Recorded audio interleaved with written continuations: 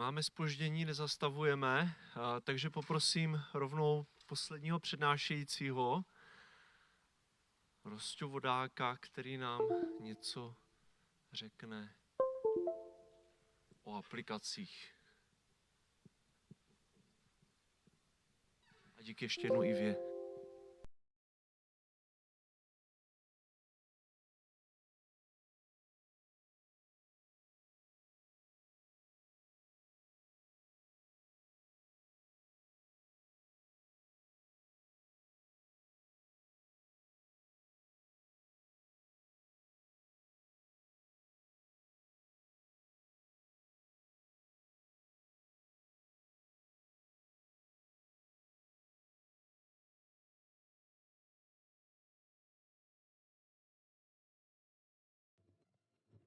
Já bych tady to jenom pouknout, jak říkala tady Iva, tak to bylo Famolda neměl připravený projev na 11 hodin, já ano.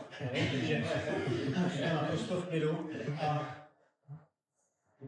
Chtěl bych začít tím, že bych jenom reagoval na nějaké věci, které tam padly. Druhá věc je, zmiňoval to tady Tomáš, týkající se robotaxi. To je věc, která existuje, elektronické řízení existuje. Dělá to firma Waymo pod Google a normálně to má 100 000 jako jístek za týden, takže s tím úplně problém. Potom další problém, který se tady řešil, byl, jestli ten chat nebo něco podobného se jakoby nepamatuje ty data, která do toho vkládám, a můžu říct, že teda moje data si to určitě nepamatuje, protože zhruba měsíc a půl na mě oslovuje Moniko. A v podstatě já netuším proč. takže jako nám to vymění.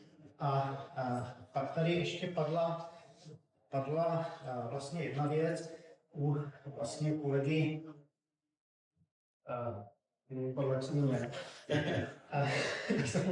kolegy Konečního, týkající se toho echo chamber. A tam šlo o to, že on vám jakýmsi způsobem dává pozitivní zpětnou vazbu a člověk se cítí dobře, cítí se jako super bomba. A to se dá ale modifikovat i v tom chatu, jo? A tam jde o to, že si nastavíte nějakou osobu, třeba chcete, aby s váma komunikoval jako finanční analytik, a on skutečně s váma komunikuje jako finanční analytik. Tak a já, když jako potřebuju srazit sebevědomí, tak si ho nastavím jako uštěpačnou manželku. Takže tady vidíte, jsem tam jako v rámci poledne hodil, tam napsal kolega a tady jsem dostal prostě odpověď. Takže to je vám asi jasné, že to jako sebevědomí určitě nezvedne. Samozřejmě, že když si můžu nastavit něco jako neschopný, nechápavý partner, nebo něco takové. Takže jako je to samozřejmě nastavit jako ty oběma směry. Tak to je taková jako drobná poznámka, z toho jako na velkou. Tak, nicméně, já bych se chtěl vrátit k tomu tématu. Tady totiž jak trošku vzniká dojem, že umělá inteligence jsou ty jazykové modely a vlastně něco, co s člověkem komunikuje a tváří se to jako jiný člověk. Nicméně ono, co se týká umělé inteligence, ten pojem je v skutečnosti daleko širší. Jo? To vám prostě zahrnuje věci, které můžou být, ale taky nemusí, třeba ta neuronová síť, můžou z nich padat slova, nemusí z nich padat slova. Jak ta věc je daleko komplexnější a vlastně patří tam i nějaké věci, které jako souvisí se statistikou, nejsou tam žádné neurony, není tam nic podobného a vlastně spadá to do té podmnožiny machine learning, toho strojového učení, což je vlastně nějaká podmnožina AI, která možná je teďka méně vlastně viditelná. A já bych se právě chtěl věnovat tady téhle třídě. Chtěl bych vám ukázat, jak funguje, chtěl bych vám ukázat nějaké příklady a dát vám jakousi představu, jak široký záběr vlastně úloh s tím můžete řešit, ale jelikož se pohybuju vlastně v rámci nějaké mezi matematiky, informatiky a spolupracujeme s jazykama, tak to bude hlavně tady z této oblasti. Tak nejdřív bych vám chtěl něco říct o věcech, o kterých vám nic neřeknu. To znamená, jaké jsou vybrané trendy v AI, to jsou věci, které se teďka poměrně dost řeší. První věc je multimodální umělá inteligence. To je věc, do které vy vkládáte kromě textu, můžete vkládat současné obrázky, současně můžete vkládat čísla a ona všechny tyhle vstupy k tomu danému problému jsou nějakým způsobem zpracovat a příkladem na modální AI je třeba Gemini od Google. Další téma, které je něco, co se říká Agentic AI. Pokud programujete, tak to znáte, jsou to vždycky nějaký kopiloti z Microsoftu, jsou to v podstatě agenti, kteří jsou jakoby naučení na speciální činnost. Typický takový příklad, který třeba, který jako jak to může fungovat je, jste ve firmě, máte mít nějakou schůzku a máte mít schůzku s jinou firmou a s jinými jste schůzky, použijete právě nějakého natrénovaného agenta, který vám udělá stručný výtah, co ta firma dělá, čím se zabývá, jaké pozice jsou ti lidé, se kterými bude komunikovat, co ty lidi zajímá a případně vám navrhne nějaké možnosti spolupráce. Jo, a je to prostě cíleno na tuto jednu konkrétní činnost. Další činnost může být, přijde vám e-mail, on vám rozstřídí, některé e-maily odpoví sám, některé zahodí a který vám řekne, že se na to má podívat. Jo, čili tohle je věc, kdy vlastně je to jakási specializovaná umělá inteligence na konkrétní činnosti. Tady bych jenom potrhnul tohle, co je zajímavé, že ta firma se jmenuje LangChain, to je firma, která přišla s nápadem tam přidávat paměť.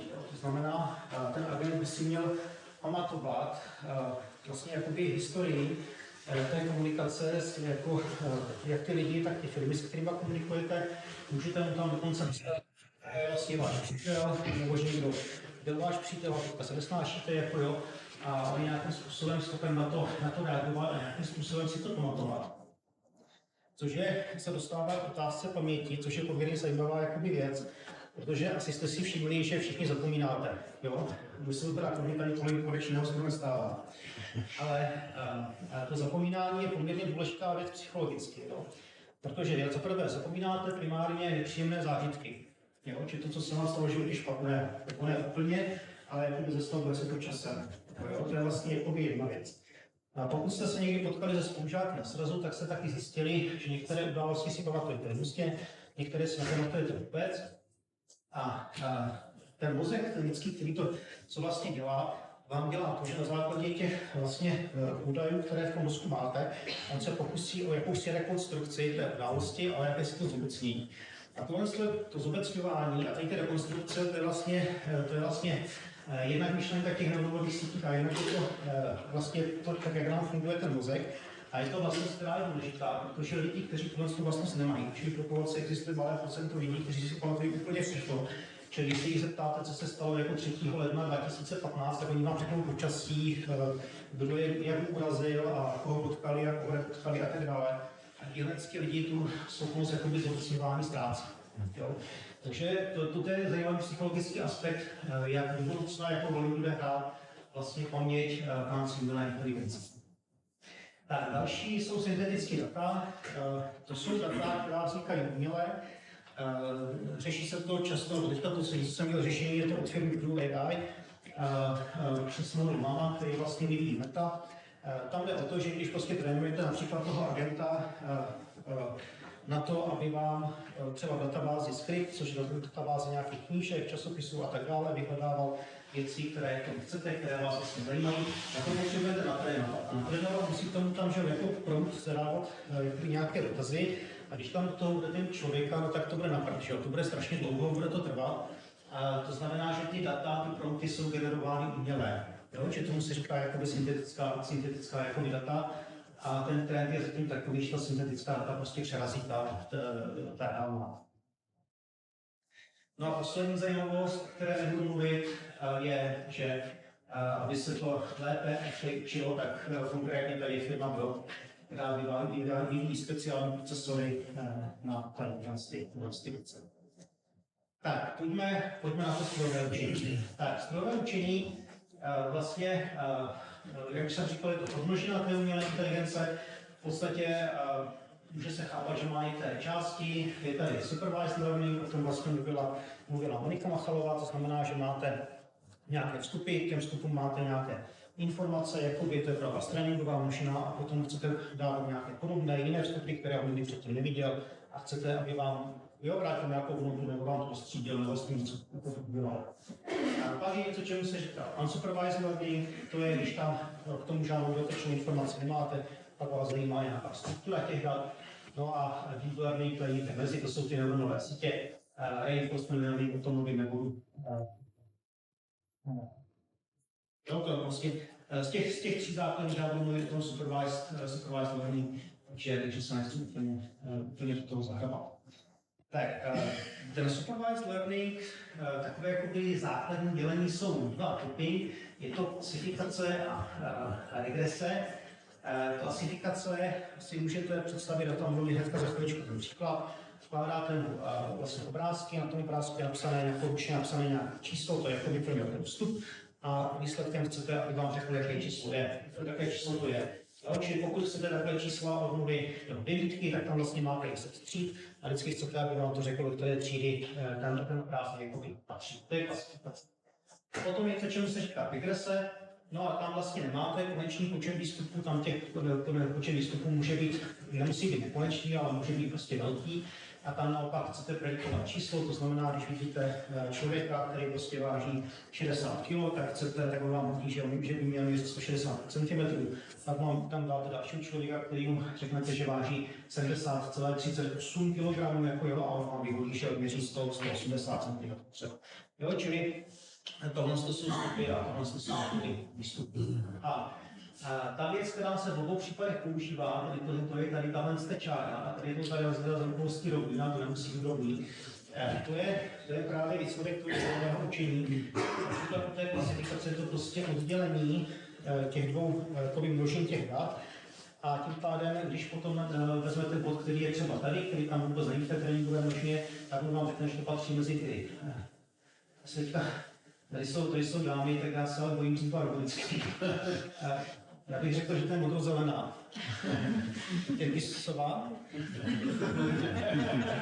No prostě je to tady dále, jo. A tady je světle zelená, to pozná. Takže když jsem mluvil, že tam není růžová a fialová, prostě máme postupovat. Jo, ale každopádně, jak tady mluvil kolega Bartl, tak vlastně ta neuronová síť je výborný prostě aproximátor a tím pádem i výborný oddělovač, protože ona je schopna vytvořit vlastně jakýkoliv tvar, který vám to jako oddělí ty dvě třídy od sebe a je to úplně jedno v kolika dimenzionálním prostoru se jakoby nacházíme.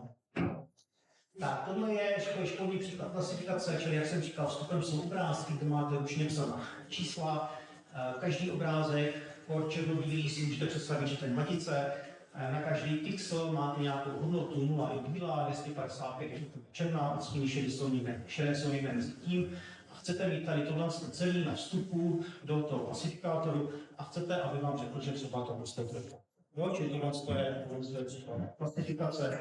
Příklad té regrese je vlastně něco takového. Máte tady nějaké vstupy, ten vstup může být vlastně jakákoliv hodnota z x a výstupem je potom ta hodnota vlastně na té modré čáře. Ty černé tečky jsou nějaká trénovací možná, která vám umožní tu čáru vlastně zkonstruovat a je to jakási aproximace v vozovkách těch možných dat. Jo, samozřejmě je to binární regrese, to rovná čára, pokud chcete něco komplikovanějšího, tak se použít různé věci. Tady je trošku specifický příklad něčemu, čemu se říká random forest, jako je moja Wikipedie. Jo, takže tohle je skutečně jenom na to, abych jako ukázal tu základní myšlenku. Tak, pojďme na ty neuronové sítě. Tady je to stručně shrnout, co už vlastně říkal Tomáš a říkali vlastně i ostatní kolegové. Neuronová síť, tak jak se klasicky to můžeme představit, je analogový vždycky na mozku. Na vstupu vlastně máte čísla, na vstupu jsou mezi námi vždycky čísla. Když tam jako vkládáte slova, tak se to ve skutečnosti převádí na čísla. Že na vstupu jsou vždycky čísla, tady jsme si říkali, že to Z, že to je nějaká lineární kombinace těch jako vstupů. Pak je tady nějaká aktivační funkce, to je to F, to může být cokoliv, jako jo, a pak to vlastně posíláte vlastně dál, a tady máte nějaký výstup. To vám vrací nějaké hodnoty, vy to srovnáváte s skutečnýma hodnotama, účelová funkce vám říká, jak moc daleko jste s těma predikcemi od těch skutečných hodnot a tím postupem, co zmiňoval Tomáš, se snažíte nastavit ty váhy v těch neuronech tak, aby vlastně ten rozdíl mezi tou predikcí a těma skutečnýma hodnotama byl co menší. Tak, výhoda a zároveň nevýhoda těch neuronových sítí je obrovská projatost. Vy můžete nastavovat, jestli chcete ty váhy omezit kolik tam chcete neuronů, kolik tam chcete vrstev, jaký vrstvy tam chcete, viděli jste, vidíme tam, že jsou tady ty klasické neuronové sítě, viděli jsme konvoluční neuronové sítě. Můžete si nastavovat aktivační funkce. To vám z jedné strany dává jako obrovské možnosti, ale z druhé strany je otázka, co je potom ta dobrá kombinace. Jo, takže jako není to jakoby úplně jednoduché a pořád platí jako to pravidlo vlastně používat na ten daný problém, který řešíte to, co je nejjednodušší, jo, a co nějak tak rozumně funguje. Jo, takže příklady těch neuronových sítí, které jste viděli, tady jsou rekurentní sítě, tady jsou long short and memory memory, to se dá používat, když chcete predikovat chování nějaké časové řady. Autoencodery, k tomu se dostaneme, když potřebujete nějakou kompresi, konvoluční sítě, jak jsme tady viděli, tady potřebujete to nějakou jako otázku. A ještě si můžete hrát, pak se to můžete dostat i se strukturou té sítě. Jo, není řečeno, že veškerá ta data ta se musí zpracovat najednou, jako jo, že všichni neurony vidí všechna data, některé nějaké data vidí dvakrát, vůbec žádný data, jo, a tak dále. Že dá se s tím strašně promítat. Tak, tady jenom malá představa, to je taková neuronovka, taková jednoduchá, 5 vstupních neuronů, 2 vrstvy po neuron, jeden výstupní neuron, v pohodě to učítáte na notebooku, ale jenom pro představu, že v tomto okamžiku máte 10 000 nebo skoro 11 000 vlastně jakýchsi parametrů, které trénujete. Jo, takže i to, co vám vlastně funguje na počítači, většině už jako není vlastně úplná standard. Tak, pojďme teďka na různé příklady. Tak, první bych si ukazoval autoencoderu, který si myslím, že vystihuje tady ten můj pokus o dialog, kde jsem si s dovolením zase inspiroval Járy Cimrmana a kde jsem se tady vložil sám sebe. To NRK je neznalý kolega. Takže jedná se o takzvané prokletí dimenze, takže jako skutečně o co tam jde? Jde o to, že nejenom, že těch dat se vlastně měří jakoby velké množství, ale vy jste schopni měřit i velké množství veličin. Jo? A ono to vypadá jako, že čím víc těch veličin naměříte, tím je to jakoby lepší. Jo? Jenomže máte ten háček. Pokud těch veličin třeba naměříte jako v tomto případě 1000, jo? Tak z pohledu matematiky se najednou pohybujete v 1000dimenzionálním prostoru. A dělat něco v 1000dimenzionálním prostoru, to jako není úplně dobře. Jo? Tam jako spousta věcí funguje špatně, říká se tomu vlastně prokletí dimenze a je to jeden z důvodů, proč vlastně, a mluvila o tom i tady vlastně Monika, proč vlastně se zavádí ty nějaké autoencodery, proč znají statistici metodu hlavní komponenty, prostě protože prostě pracovat v těch vysoce dimenzionálních prostorech je skutečně nějaký problém. Tak, ten autoencoder vlastně vypadá nějakým takovým způsobem. Tady má vstup, tady může být třeba ten 1000dimenzionální prostor. Tady v tuto chvíli vidíte, že ten prostor má vlastně 6 dimenzí. A smyslem je vlastně tady vytvořit jakýsi, říkám doplněk, nebo taky jakoby latentní prostor, to znamená, to zakódování se děje tady. Jo? Čili vydáte na vstupu 6 veličin, které nabývají různých hodnot, snažíte se dostat tu informaci do 2 hodnot a tady zase zpátky, abyste to nějakým způsobem naučit, tak z těchto 2 hodnot rekonstruovat zpátky těch 6 veličin. Jo? Čili tomu se říká autoencoder a je to vlastně jakási forma komprese. Kompresi asi všichni znáte, všichni asi máte nějaký soubory, občas to potřebujete zabalit nějakým zipem a tak dále. Takže jako vlastně tušíte, co se jedná. Jo, tady v tomto případě z pohledu matematiky je to vlastně redukce dimenzí. Tak, pěkným příkladem, který se mě jako líbí, je kývadlo. Když si vezmete kuličku, začnete se s ní prostě kývat, jako jo, nemáte samozřejmě po pracovní době co dělat, jo, to bych to zdůrazním. Tak si kývete kuličkou, jako já třeba, jo, a když si budete chtít, když byste chtěli měřit polohu té kuličky, tak každýho napadne, že k tomu potřebujete 2 souřadnice XY, jo, že potřebujete dvě polohy a 2 vlastní data. A nicméně ve skutečnosti potřebujete jednu, když znáte délku toho provázku. Potřebujete znát akorát tento úhel. Jakmile znáte délku provázku, znáte prostě polohu té kuličky. Tak a jak teda funguje autoencoder? Tak on funguje, musí nám udělat 2 způsoby, to jsem si vyzkoušel. První věc je udělat to prostě klasicky, tady podle tohoto obrázku, tady s tím fotoletem, tady bude akorát jedna želtečka. To znamená, tady se tvářím, že mám vstupy, jsou polohy toho kivadla, tady se budu tvářit, že tam má nějaký jedno číslo a chci z toho rekonstruovat zpátky vlastně polohu toho kyvadla, když vím, že ta délka toho je nějaké. To, co je zajímavé, když tohle na tomto naučíte tu neuronovou síť a ten encoder, tak jako člověk by tak nějak přestal svítit. Dajem vysvětlím ten vidinám, ale to je to. Člověk by čekal, že to, co on najde, je ten údaj. Ne, to není ten údaj. On najde jakousi kompresi, která funguje poměrně slušně, ale není to ten údaj. To jsem zkoušel. Pokud mu ale natvrdo řeknete, že to, co on najde, má množinu sílu a kosílu, což je něco, čemu větnamci říkáme polární souřadnice, tak skutečně najde ty body. Takže je dobré si uvědomit, že ta redukce a ta transformace musí být vlastně jiná. Tak, ale je něco dalšího, což je zajímavé, to je variační autoencoder. Ta myšlenka spočívá v tom, že vy vlastně ten vstup se tváříte, že to má nějakou pravděpodobnost distribuce, když to řeknu složitě, vy chcete se naučit, aby se naučil parametry té distribuce, pak to do té distribuce vložil, udělal tu kompresi a potom udělal tu rekonstrukci. O tom se říká variační autoencoder.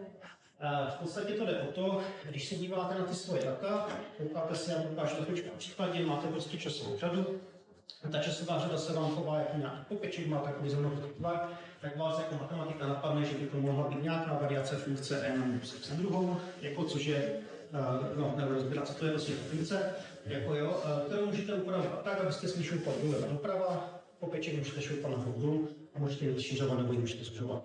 Jo, tyhle ty 3 parametry můžete naučit a vlastně tímto způsobem jako způsob provést taky tu opresi. Je to docela dobrý nápad. A tady vlastně vidíte, jaký je rozdíl mezi klasickým autoencoderem a tím variačním. Tak tady jenom, aby to nevypadalo, že já jsem jediný ten borec, tak tohle vzniká ve spolupráci s katedrou optiky. Já se potom k té aplikaci dostanu jakoby blíže. Tak jenom abych to tady udělal takto. Na té levé straně vlastně vidíte, že ta oranžová část jsou původní data, ta modrá je aproximace. A vidíte, že on to občas doplní a občas taky ne, a když jako neví, co tam doplní, tak to hodí nulu. Jo, což jako není asi to, co jsme jako úplně jako chtěli. Ten variační autoencoder, tam jsem mu řekl, hele, to by mohla být nějaká ta forma té funkce n a minus x na druhou zkustu najít. Takže to modrý prostě vypadá, to jsou data po rekonstrukci, čili původní je oranžový, a po rekonstrukci ten modrý vypadá to jako daleko lépe. Jo, takže možnosti vlastně jakési komprese před zpracováním těch dat, těch možností je více a tady jsou takové takové základy. Tak, klasifikace. U té klasifikace zase jsem se tam pustil 2 dialogy. Ty dialogy mají smysl v tom, aby jsme si trošku uvědomili, co jsou vlastně dobré výsledky a co jsou špatné výsledky. Jo. Takže to se týká situace, kdy budete chtít predikovat 2 částice podle nějakých naměřených dat, že máte nějaké vstupy, to může být nějaká hybnost, nějaký úhel, já něco všechno, a chcete rozhodnout, jestli to je 1 částice nebo 2 částice. Když vám to hodí 50% úspěšnost, tak člověk z toho může mít jako dobrý pocit, že aspoň něco, že to není bomba, ale aspoň něco, ale v skutečnosti nemáte vůbec nic, jo? Protože když to budete náhodně typovat, budete mít stejnou úspěšnost. Tak, druhá je tohle riziko, to je trošku sofistikovanější, protože ta úspěšnost vypadá velmi dobře. Nicméně, já jsem se tady pustil trošku jako popíchnutí jako do fyziku nelegální zákon zachování, což jako můžete zachovat i tou neuronovou sítí. Ale tady je to trošku sofistikovanější, proč těch 85% není dobrý. Tam je totiž důležité podívat se na ty data a vám se může stát, že tu jednu částici, ta se na tom souboru prostě vyskytuje v 85% případů. A 15% je ta druhá částice. Je to jako není úplně hloupý, on prostě řekne, že tam jenom ta jedna částice a má automaticky tu vysokou jako úspěšnost. Takže to je jako další. Tak, takže tohle je jedna aplikace, kterou jsme vlastně dělali s katedrou optiky. Jedná se o nějaký zjednoduchou představu urychlovat částky. Tam víte, že částice se letí proti sobě, srazí se, vypadnou vám z toho nějaké jiné částice. U toho se měří nějaký data těch částic, které vám vlastně vyletí po té srážce. Nějakým zkratkám rozumím, byl tady Jirka Květa, nevím, jestli tady už je, předpokládám, že na mě už nepřišel. Tak já jsem si myslel, že budu moct říct něco, co nemůžu. Takže Jirka mě když tak dopraví. Prostě tohle jsou jako data, které z toho jdou vpravo na té trénovací množině, oni mají nějaké labely, ví, jestli ta částice je alko, to mu říká nějak, to je jedna, tomu říká prostě to je jedna částice, jedna druh, to je to alko, částice druhého typu je vlastně to čtečko. A ten právní sloupec oni potom reálně vlastně neznají, tohle částice sráží, znají akorát těch 6 sloupečků, které mají vlastně dovo.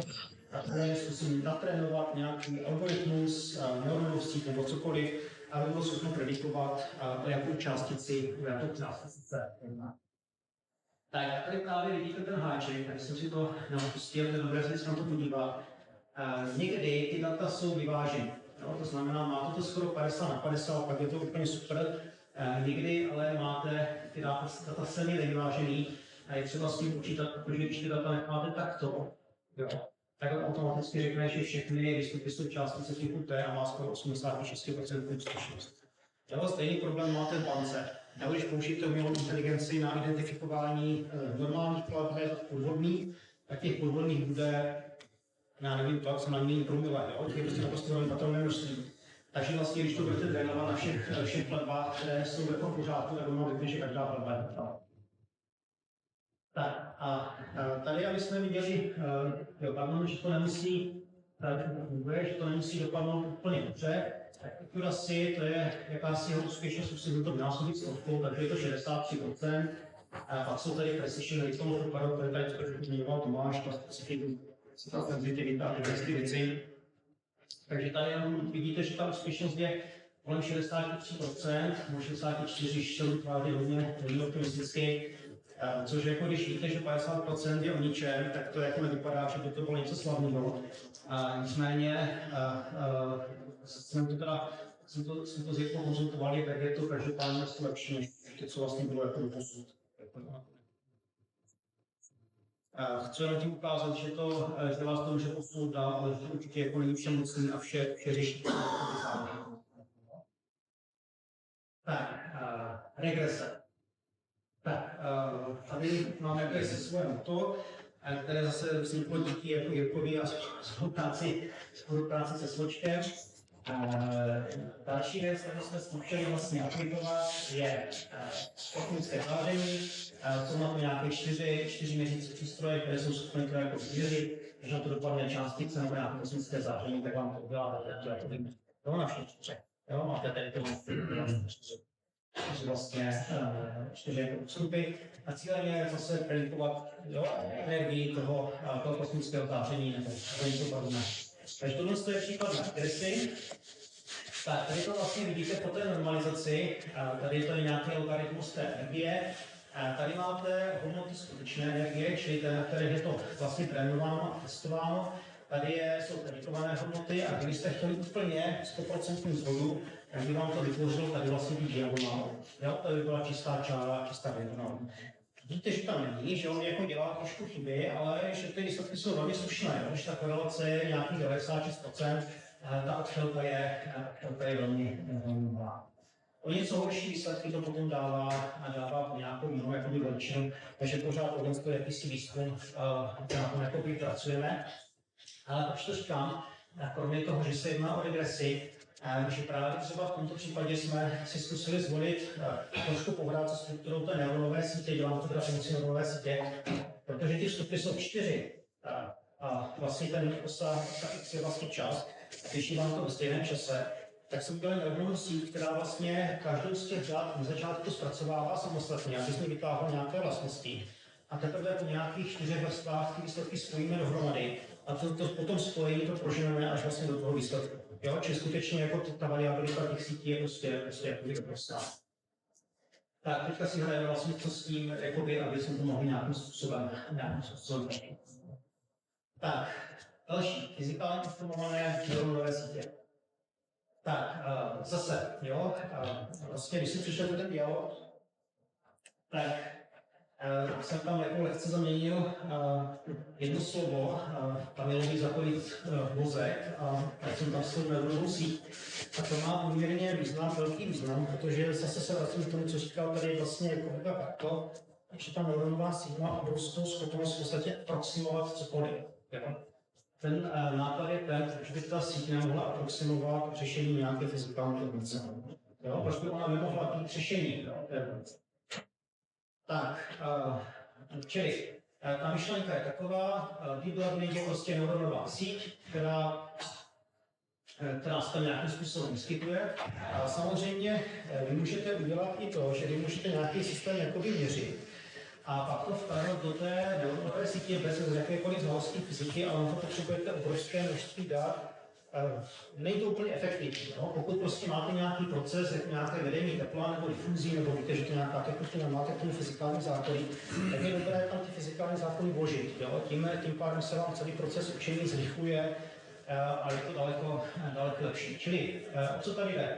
Vstupem do té neuronové sítě jste vlastně ve 3 prostorových a v jedné časové dimenzi jsou klasické souřadnice.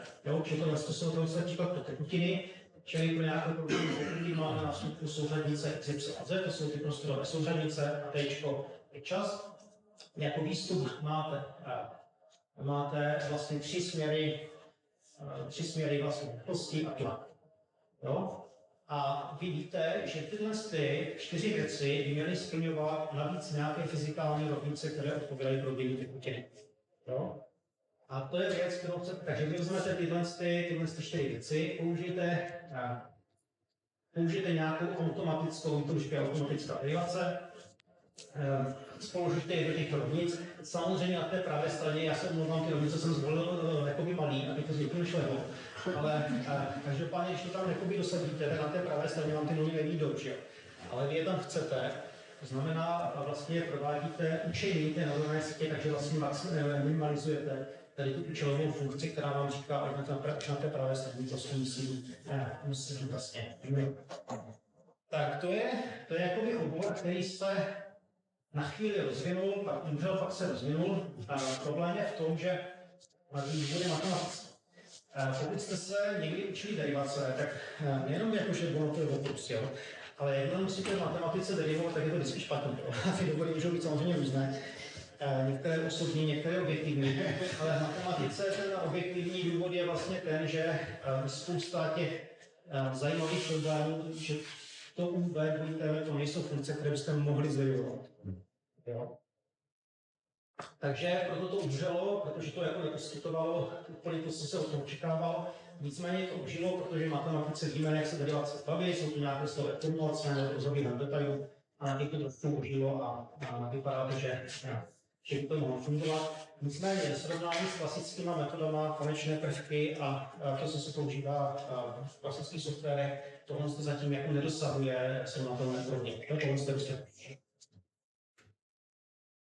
Tak, tady bych se odkázal, pokud byste se na to náhodou chtěli podívat, tak se můžete podívat i našeho stavu. Je tady od Vojty Asonyho diplomka, jeho diplomka, kterou jsem, já nechci říkat, že jsem to vedl, protože Vojta přišel na to ví. A v podstatě je to všechno pythonovský kódy, jak je to naprogramovaný, jsou tam vlastně otázky a tak dále. Čili o co tam jde tam vlastně o proces difuze. Když si představíte, že máte kafe, dáte si tam cukr tak a necháte to být, tak za hodinu sice to kafe je snídaní, ale je všude sladký, protože vlastně existuje něco, čemu se říká právě pohyb a vlastně ten cukr se vám dostane vlastně k zimním takovým kafe. No, čili tohle je difuze, pro tu difuzi máme nějakou matematickou rovnici. A tady vlastně vidíte řešení jako klasickou numerikou, tady vlastně vidíte řešení přes fyzikální formální monolistie a tady vlastně vidíte nějakou. Takže na těch jednodušších věcech to funguje jakoby poměrně jakoby dobře a můžete tím modelovat jakési jedy. Tak, tam, kde jsou ty sítě lepší, k tomu se dostaneme. Tak to jsou inverzní úlohy, ale ještě předtím si musíme něco říct o Sandy. chemicky jako bývalý Cindy Crawford, takže jako pokud jste můj ročník, tak víte, že to byla modelka, která vysela na jednom pokojíčku, v ní bohužel ne. Ale jsem to měl odkázat. O co tam jde? Tam jde o to, že vy často máte naměřený data. A vy byste chtěli z těch dat odvodit ty fyzikální zákony. Jo, čili chcete obrácený postup, protože nevíte, jak tam fyzikální zákony jsou. Případně víte, že tam je třeba rovnice difuze, ale neznáte vodivost toho materiálu. A chcete to dostat z těch dat. Čili to je vlastně inverzní plocha. A v čem je tam problém? Problém je často v tom, že v tom datem máte nějaký šum. Jo? Ten šum je způsobený tím, že vlastně ten měřící přístroj vám jakoby neměří jakoby úplně dobře, fyzikové to jako znají, případně vám tam šel kolem kolega, rozhodl vám kafe a tak dále. Takže prostě ty data nejsou jako přesně úplně jakoby naměřený. Ty data můžou vypadat třeba takovým způsobem, to znamená, můžou být takhle jakoby rozházená, přesto, když se na to každý podívá, tak vidíte, že tam je nějaký tvar, jestli to je nějaká parabola nebo něco takového. A teďka je otázka, jaké rovnice by to měly nějakým způsobem definovat. Tak, pokud to nevíte, tak si můžete sestavit, že když si představíte, že máte souřadnici x, tady máte souřadnici y, tak tady jakoby sestavíte konstantní člen, souřadnice y. A protože nevíte, jaké členy jsou v těch rovnicích, tak si řeknu OK, tak programní člen třeba člen na druhou, člen xy, člen y, člen druhého řádu, člen třetího řádu, čtvrtého řádu. Tak, teďka to, co ale vy víte, je, že je to nějaký systém obyčejných diferenciálních rovnic. Tady, jenom to porovnání, tady tyhle data, ty tečky jsou vygenerovány tady z tohoto systému vlastně rovnic při různých počátečních vlastně rovníkách. Čili je to takový testovací příklad, že já ty koeficienty znám. Nicméně, v realitě já se dívám pouze na tyhle data, které provést rekonstrukci těch rovnic. A co bych chtěl to rekonstrukce ten důvod je poměrně jednoduchý. To, co se tady bavíme, jsou neuronové sítě. A ty neuronové sítě, co oni ve skutečnosti dělají, je interpolace. Jo? Čili on je naučený na nějaký data, pak je naučený na druhý data, vy mu dáte ty uprostřed, no tak on se snaží to nějakým způsobem najít. Je to interpolace mezi. Když to tady jde o predikci, jo? Vy znáte data do určitého časového okamžiku, který byste vy, jak to bude dál. Když na tohle pustíte neuronovou síť, tak vám skladbu. To nebylo. Jo, to je úplně třeba. Čili trik je v tom vlastně odvodit ty rovnice. Čili tady jsou důležité věci. První věc, ty data musíte vyhladit. Tady to vyhlazení je trošku speciální. Tohle je vyhlazení, kde kontrolujete derivaci. Protože si všimnete u toho šumu, šum vám udělá to, že když ty hodnoty jsou původně vedle sebe, ale máte tam šum, tak vám to oddělí od sebe. Počítejte tady derivaci. Jo? Tomáš tvrdil, že matematici to neumí, to s tím souhlasím, a fyzici to umí, ale prostě jako není to ono. Pořád. Takže když tam jako nadáte jenom ty zašuměný data bez toho vyhlazení, tak tady jsou vlastně výsledky. Tady, když se podíváte, tak tady najednou máte konstantní člen, který máte -1, ten tady vůbec nemáte v těch rovnicích. Jo? A tady tyhle, toto je to x, toto je to y, ty koeficienty, kdy vám jako moc jako nesedí. Takže ty data se musí hladit, vyhlazuje se to tak, že se vlastně nějakým způsobem musí kontrolovat jakoby, ta derivace té funkce, která to vyhlazuje, nedá se dělat pouze jenom nějaký průměr. A když to vyhladíte, tak najednou zjistíte, že tady to sice jako není optimální. Nicméně konstanty jsou velmi malé, to je třeba 10. Když se podíváte tady na tyhle dvě čísla, tak na toto by mělo odpovídat trojce, tohle jsou teda čtverce, což jako vypadá už docela rozumně. Jako jo. A pak ty další jsou zase velmi malý. Druhá rovnice podobně. Toto má odpovídat -2 a toto má odpovídat jedničce. Bez podobnou. Takže samozřejmě k tomu šumu to nikdy jako nedostanete přesně na tu rovnici, ale když jako chytře pracujete s těmi daty, když jako si dáte práci, než mu to tam narvete, jako jo, tak jste schopni dostat i jako rozumné výsledky. Tak, dá se to udělat i pro složitější systémy, dá se to kombinovat s neuronovými sítěma. Potom vlastně tady máte tu neuronovou síť, to je ta fyzikální improvizovaná neuronová síť, kterou jsme viděli. Tady jsou ty parametry, to znamená například té difuze, nevíte, jak můžete vodí ten materiál. A tohle se všechno vlastně schopni vlastně na základě těch možných dat jako provést rekonstrukci nejen toho řešení, ale i těch parametrů. Jo, a tohle to funguje jako daleko líp. A tohle je využití těch fyzikálních formálních neuronových sítí, které se zdá, že teďka jako daleko lepší než jako spousta tak a poslední je generativní AI. Tak tady bych zase začal s citátem. Fyzici tvrdí, že na počátku byl náhodný třesk, jak to říká, velký třesk, jo? Což jako záleží, kdo jste. Jo? Pokud jste člověk, tak asi jo, jako já nevím, já tam nebyl. Ale pokud jste umělá inteligence, tak ne. Tohle je citát z knihy Williama Gibsona Neuromancer, což je kniha o kyberprostoru, o inteligenci, sci-fi kniha. A z pohledu umělé inteligence by to mohlo vypadat takto, to znamená, na počátku byl náhodný šum, pak ticho. Jo? To ticho znamená, že to, co říkal Tomáš, ty váhy jsou na začátku nějak náhodně nastavené, ale ještě to nedělá vůbec nic. Jo? Tak, tohle už je ale poměrně sofistikované téma, kterému já sám nerozumím. Stojí to na nerovnovážné termodynamice a jde o tom, že na tom vstupu máte nějaké pravděpodobnostní rozdělení, které je velmi složité. Vy nějakým způsobem, nějakým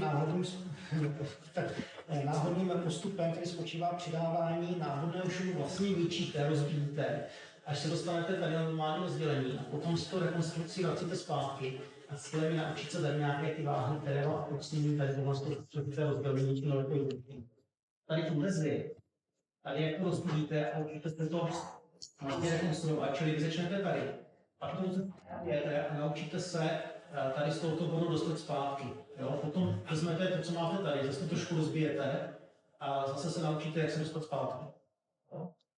A tohle ta pasáž, která je mezi je vlastně je zase neuronová síť, která provádí tuhle rekonstrukci. A zkoušeli jsme to na obrázky, na generování obrázků.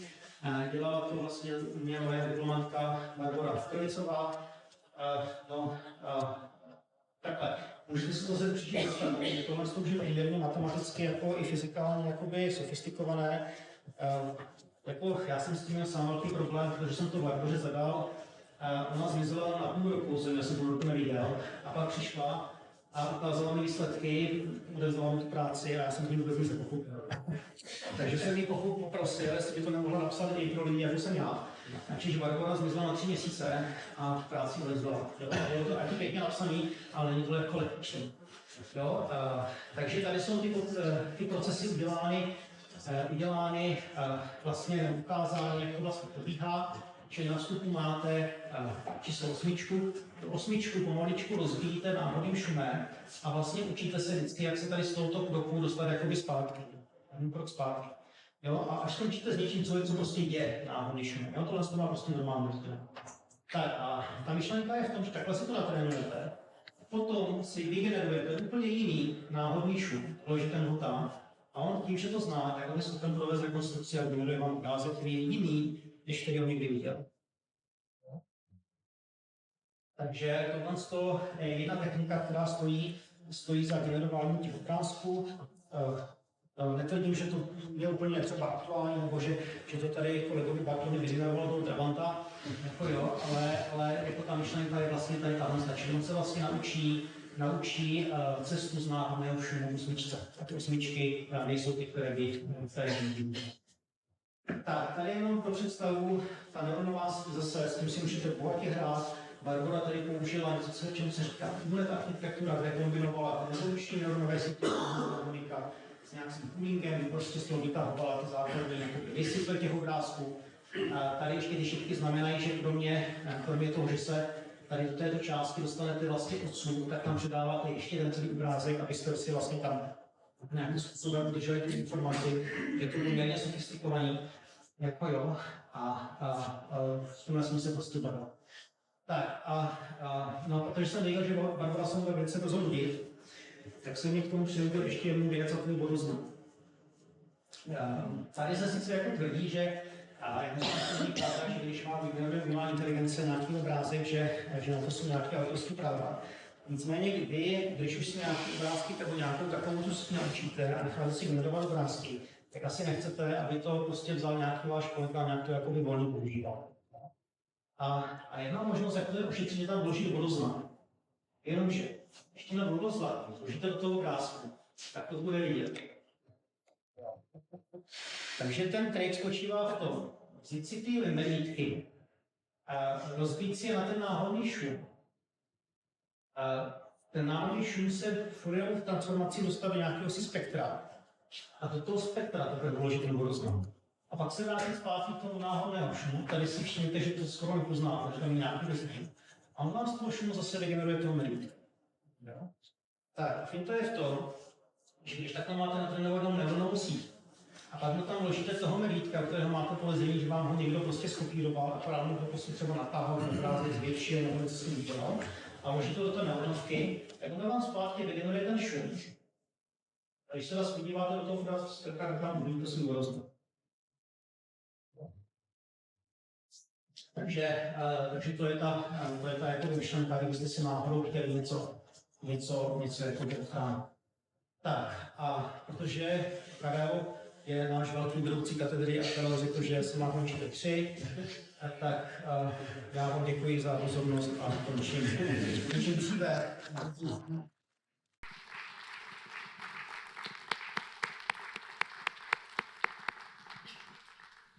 Tak a já děkuji Rosťovi, tím pádem určitě chápete, proč Rostě byl jako poslední. No tak, přesně tak, přesně tak. Tak